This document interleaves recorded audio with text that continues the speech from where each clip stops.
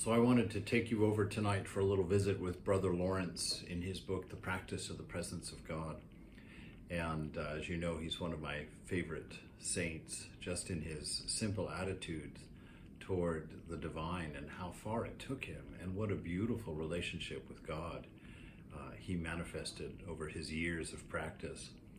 And so at this point, it took him 15 years to have the unbroken thought of God, where he continually thought of God at all times during the day. And now this little bit that I'm going to read is 15 years after that. So he's been experiencing this constant presence of God for 15 years.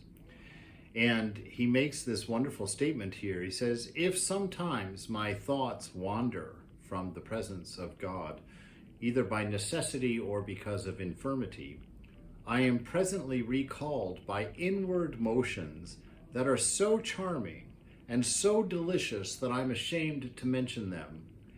You know, he's writing to his confessor, I think, at this point. And just this relationship that he has, the specialness of this relationship with the divine, that he uses words like charming and delicious to describe the ways that God actively reminds him of his presence, actually brings him back into alignment with his commitment to never be out of the presence of God, or never to be consciously separate from the beloved. And so just to see him using words like charming and delicious as a means of describing the way that God brings his attention back to that divine presence.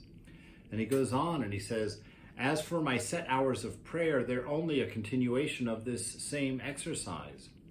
Sometimes I consider myself there as a stone before its carver, whereof he is to make a statue.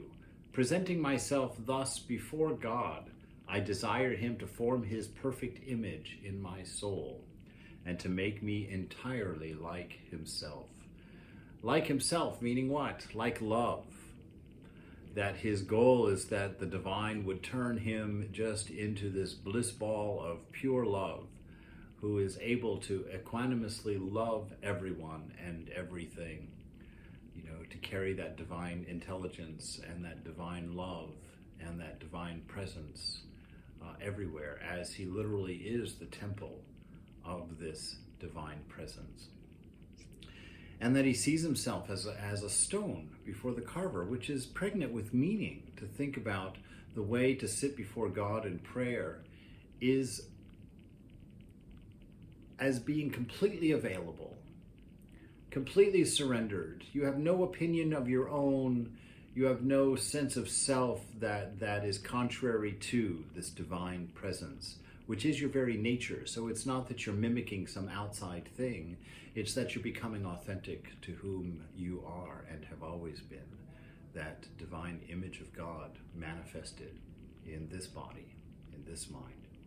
And the way that he talks about that in surrendering himself as a stone to the carver, you know, and I tie that in with the biography of Michelangelo that I read once, where Michelangelo said that when he looked at a stone, a piece of marble, a block of marble, he saw what it was, and he had to just go remove the extra pieces to let that which that piece of marble was manifest. So like when he went to see that large block of marble for the statue of David, he said he saw David in there. He knew how David was standing in that rock, and that he just had to go and chisel away the things that were preventing it from manifesting. And so I tie that in very closely with the way that Brother Lawrence talks about his presence of God and the work that God was wielding inside of him to give him such a beautiful bliss and such a beautiful experience of life through that relationship. And so here we are, blocks of marble before the divine, letting life chip away at our corners, letting relationships wear down our rough edges, letting the experiences of life break down this ego so that this heart of pure and unconditioned love can manifest freely, purely, and always in us.